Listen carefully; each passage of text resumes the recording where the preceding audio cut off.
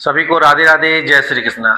आज हम मार्च 2025 का पहला सेशन करने जा रहे हैं। इससे पहले हमने जनवरी 2025 का कंप्लीट सेशन कर लिया था और फरवरी 2025 का। आज मार्च 2025 का पहला सेशन है। पहले सेशन का पहला क्वेश्चन क्या कह रहा है आपका, हाल ही में राजकमल झा ने किस उपन्यास के लिए बनारस लिट फेस्ट अवार्ड 2025 जीता है? तो इसका जो करेक्ट आंसर है option C, the patient in bed number 12। Option C आपका क्या हो जाएगा करेक्ट आंसर। तो देखिए इसके बारे में थोड़ा सा जानकारी। राजकमल झा ने अपने उपन्यास the patient in bed number 12 के लिए Ruskin bond fiction book award श्रेणी में बनारस लिट फेस्ट अवार्ड जीता। क्लियर है? इस पुरस्कार की घोषणा बनारस लिट फेस्ट 2025 के कार्टन रिजर्व इवेंट में की गई, जिसका मुख्य उत्सव 7 से 9 मार्च को बनारस के होटल ताज में आयोजित किया जाएगा। इस कार्यक्रम में काशीनाथ सिंह को Bharatendu Harishchandra life time achievement award दिया जाएगा। क्लियर है ये बात?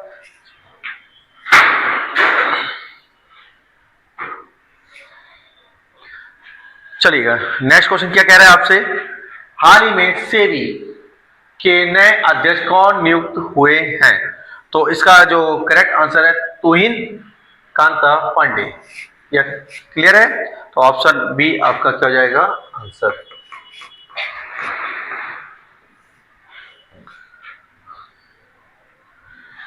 अब इसके बारे में थोड़ा सा जानकारी देखिएगा। भारत के वित्त सचिव तुहिन कांता पांडे को भारतीय प्रतिभूति और विनिमय बोर्ड का 11वां अध्यक्ष नियुक्त किया गया है। उनका कार्यकाल 3 वर्षों के लिए होगा।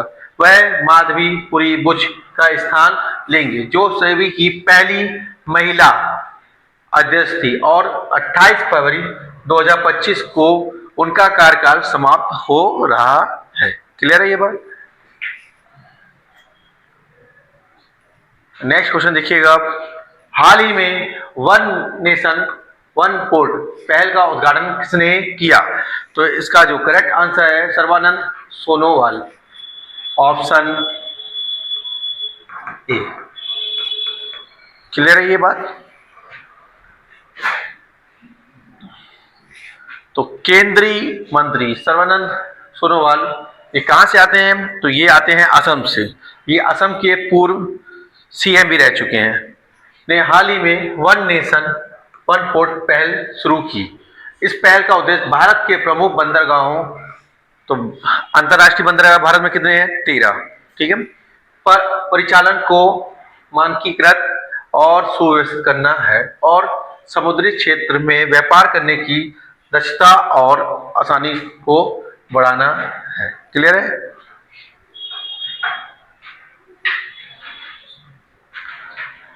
नेक्स्ट क्वेश्चन क्या है आपका, शून्य भेदभाव दिवस 2025 कब मनाया जाता है? तो शून्य भेदभाव दिवस 2025 1 मार्च। ठीक है, कैसे याद रखोगे? तो शून्य के बाद 1 आता है। क्लियर है? तो 1 मार्च ऑप्शन ए।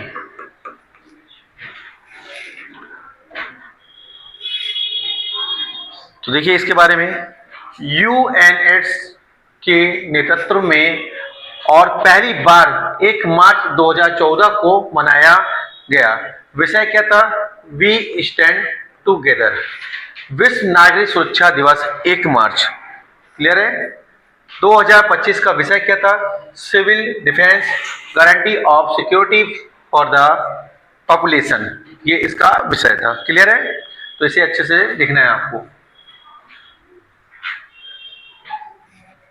नेक्स्ट क्वेश्चन देखिएगा, मार्च 2025 में तीनों सेनाओं के बीच कौन सा युद्धाभ्यास हुआ है?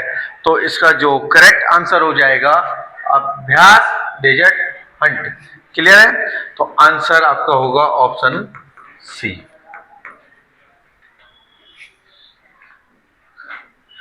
तो देखिए इसके बारे में थोड़ा सा, भारतीय वायुसेना ने 24 से 28 फरवरी तक जोधपुर में अभ्यास डेजर्ट हंट 2025 का आयोजन किया, जिसमें सेना, पैरा एसएफ, नौसेना, मार्कोस और वायुसेना के कमांडो, मतलब जो कमांडर थे वो क्या थे, शामिल थे। ठीक है, इस अभ्यास में हवाई हमले, सटीक हमले, आतंकवाद विरोधी और शहरी युद्ध परिदृश्यों के माध्यम से युद्ध की तत्परता का परीक्षण किया गया। इस अभ्यास का उद्देश्य अंतर सेवा समन्वय और राष्ट्रीय सुरक्षा तैयारियों को बढ़ावा देना था। क्लियर है? नेक्स्ट क्वेश्चन, हाल ही में चर्चा में रही दिया सलाई किसकी आत्मकथा है? ठीक है, तो दिया सलाई जो है आपका ऑप्शन ए कैलाश सत्यार्थी। तो कैलाश सत्यार्थी को मलाला यूसुफजई के साथ में 2014 में नोबेल पुरस्कार शांति के क्षेत्र में मिला था। क्लियर है? ये किस देश ने तीसरा साबा महिला बास्केटबॉल चैंपियनशिप 2025 का खिताब जीता है? तो इसका करेक्ट आंसर है Bharat, option C.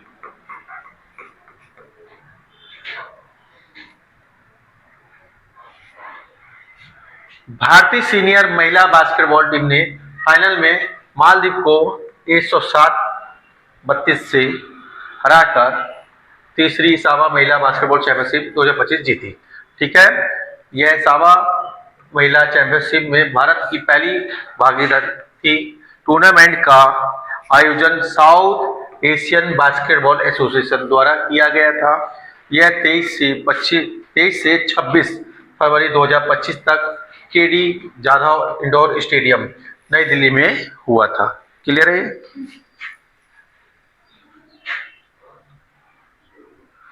Next question, विश्व वन्य जीव दिवस हर साल कब मनाया जाता है? तो विश्व वन्य जीव दिवस हर साल 3 मार्च को, ऑप्शन सी।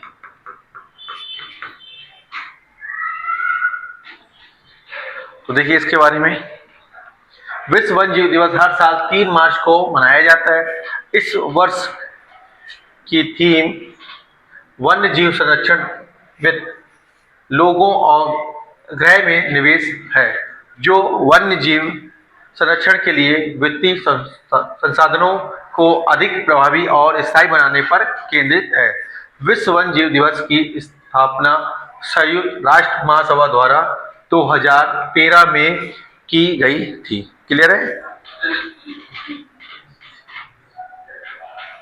अब नेक्स्ट क्वेश्चन देखिएगा, क्या बोल रहा है, किस संस्थान ने सौर पराबैंगनी इमेजिंग टेलीस्कोप विकसित किया है?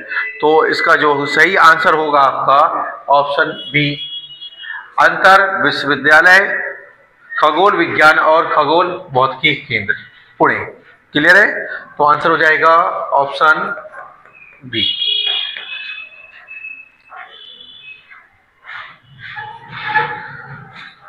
तो इसके बारे में थोड़ा सा डिटेल है। आदित्य L1 पर सौर पराबैंगनी इमेजिंग टेलीस्कोप ने X6.3 श्रेणी के सौर ज्वाला एक अत्यधिक तीव्र और सौर विस्फोट का पता लगाया। सूट इसरो के आदित्य L1 भारत के पहले सौर मिशन पर एक रिमोट सेंसिंग पेलोड है। ठीक है, सौर पराबैंगनी इमेजिंग टेलीस्कोप को इसरो के साथ पुणे के inter university centre for astronomy and astrophysics द्वारा विकसित किया गया है। क्लियर है?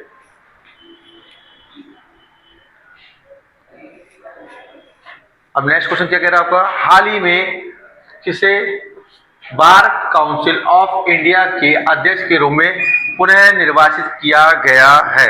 तो इसका करेक्ट आंसर होगा Manan Kumar Mishra, option B.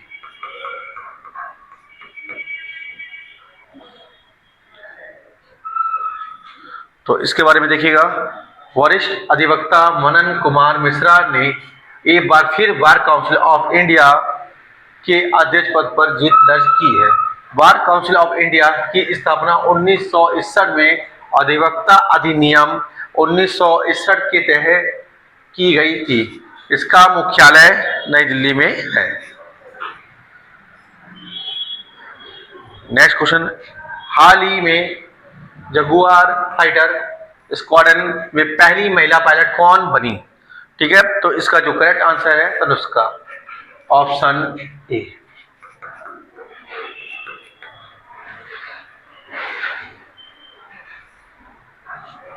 Indian air force की महिला flying officer Tanushka Singh Jaguar fighter jet squadron में स्थायी रूप से शामिल होने वाली पहली महिला पायलट बनी।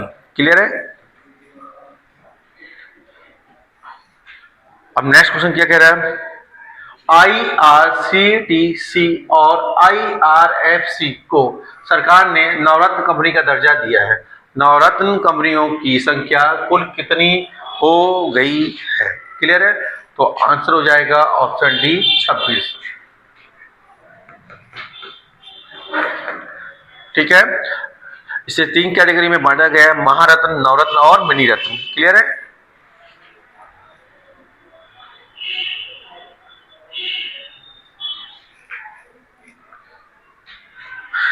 तो यहाँ पे IRCTC का फुल फॉर्म है Indian railway catering and tourism corporation. ठीक है, तो स्थापना कब होती है इसकी? 27 सितंबर 1999। मुख्यालय नई दिल्ली में। काम रेलवे टिकट बुकिंग, खाना और टूरिज्म संभालना है। क्लियर है? इसके बाद IRFC Indian railway finance corporation, स्थापना इसकी होती है 12 दिसंबर 1986। मुख्यालय नई दिल्ली। काम यह भारतीय रेलवे के लिए फंड, पैसा, ठीक है, जुटाने वाली वित्तीय शाखा है, जैसे नई ट्रेनें खरीदने के लिए लोन देना। क्लियर है?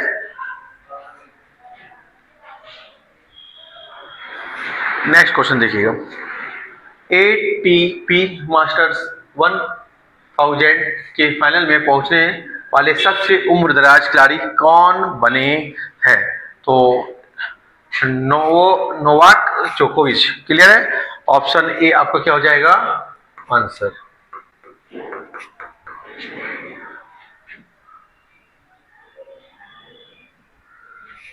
चलिए नेक्स्ट क्वेश्चन देखिएगा। महिला इंडोर शॉट पुट में किसने हाल ही में नया नेशनल रिकॉर्ड बनाया है? तो इसका जो सही आंसर होगा आपका कृष्णा जयशंकर, ऑप्शन डी। तो थोड़ा सा जानकारी देखिएगा। 22 वर्षीय भारतीय एथलीट कृष्णा जयशंकर ने इंडोर शॉट पुट में 16 मीटर का आंकड़ा पार करने वाली पहली भारतीय महिला बनकर इतिहास रच दिया। ठीक है, उन्होंने अमेरिका के अल्बुर्क में mountain west indoor track and field championship में 16.03 मीटर की थ्रो के साथ यह उपलब्धि हासिल की। ठीक है, इस प्रदर्शन ने न केवल एक नया भारतीय इंडोर राष्ट्रीय रिकॉर्ड बनाया, बल्कि उन्होंने इस इवेंट में कांस्य पदक भी दिलाया। क्लियर है? तो कौन सा पदक मिला है? कांस्य पदक। क्लियर है? Next question. भारत में पहली बार हुए सर्वेक्षण में कुल कितनी नदी डॉल्फिन दर्ज की गई है? तो 6327, ऑप्शन सी।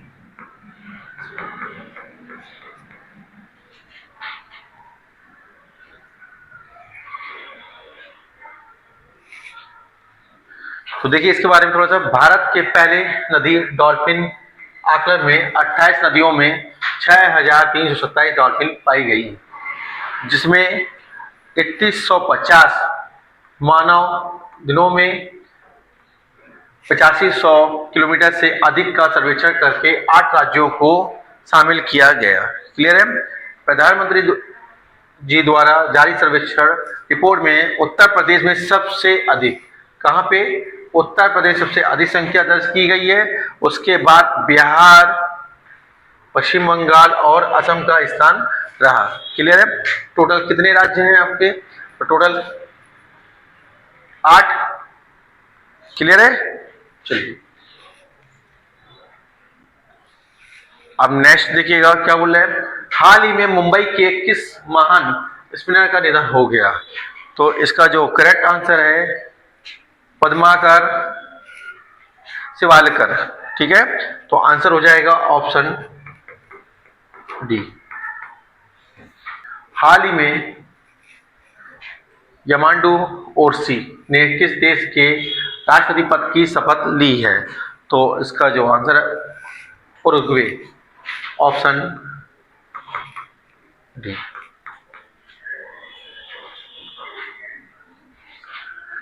तो देखिए इसके बारे में, यामांडू ओरसी ने 1 मार्च 2025 को उरुग्वे के राष्ट्रपति पद की शपथ ली, जिससे देश में वामपंथी फ्रंट गठबंधन की सत्ता में वापसी हुई। ठीक है, राजधानी क्या है? मोंटेवीडियो, और मुद्रा क्या है? उरुग्वियन पीसो। ठीक है, नेक्स्ट क्वेश्चन देखिएगा। मोबाइल वर्ल्ड कांग्रेस में भारत ने किस देश में दूरसंचार परिवर्तन का प्रदर्शन किया है? तो इसका जो करेक्ट आंसर है क्या है? Barcelona, option D.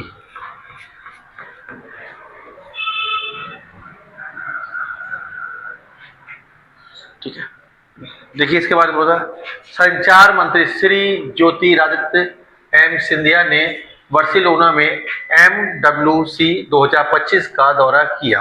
ठीक है, वैश्विक कार्यक्रम में भारत की दूरसंचार उपलब्धियों, जिसमें तीव्र 5G रोल आउट, सबसे कम डेटा टैरिफ और स्वदेशी 4G 5G स्टैक शामिल है, यह पर प्रकाश डाला गया। ठीक है, MWC 2025 का विषय थीम क्या थी?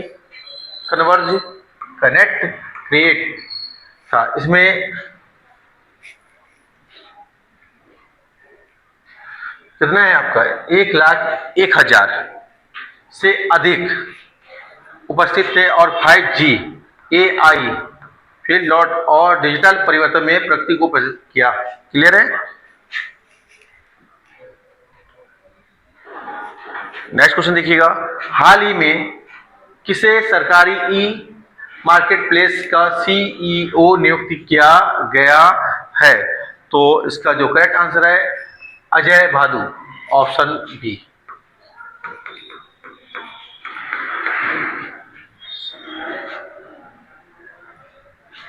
तो वाणिज्य विभाग में अतिरिक्त सचिव श्री अजय भादु को सरकारी ई मार्केट प्लेस का CEO नियुक्त किया गया। सरकारी ई मार्केट प्लेस की स्थापना 9 अगस्त 2016 को भारत सरकार के वाणिज्य और उद्योग मंत्रालय ने की थी। क्लियर है?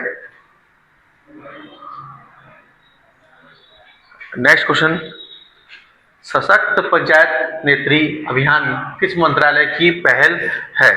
तो ये जो पहल आपका पंचायती राज मंत्रालय, ऑप्शन सी।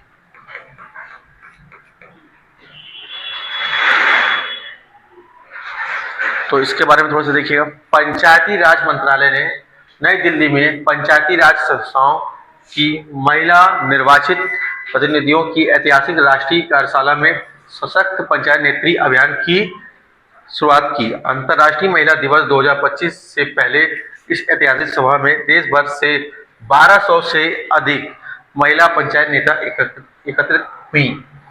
प्रॉक्सी सरपंचों के मुद्दों पर प्रकाश डाला गया। ठीक है,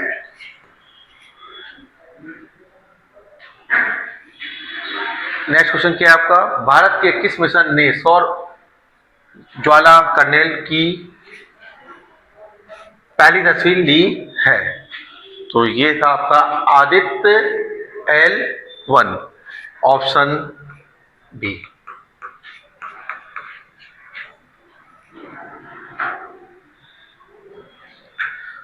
भारत के आदित्य L1 मिशन ने निचले सौर वायुमंडल में सौर ज्वाला कर्नेल की पहली तस्वीर कैप्चर की। सौर परावैंगनी इमेजिंग टेलीस्कोप ने निकट परावैंगनी रेंज में चमक का पता लगाया, जिससे सौर ज्वाला ऊर्जा और तापमान विकास के बारे में विस्तृत जानकारी मिली।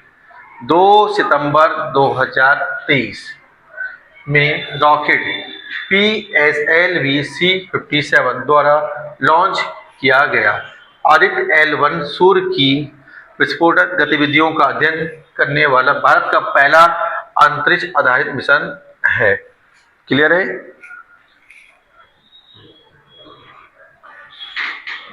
अब नेक्स्ट क्वेश्चन क्या कह रहा है आपसे, भारत के पहले विश्व शांति केंद्र का उद्घाटन कहाँ किया गया? तो इसका उद्घाटन गुरुग्राम, ऑप्शन ए।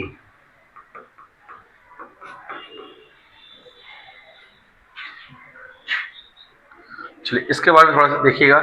भारत का पहला विश्व शांति केंद्र गुरुग्राम हरियाणा में जैन आचार्य लोकेश के मार्गदर्शन में और अहिंसा विश्व भारती द्वारा स्थापित किया गया, जिसका उद्देश्य शांति, अहिंसा और वैश्विक सद्भाव को बढ़ावा देना है।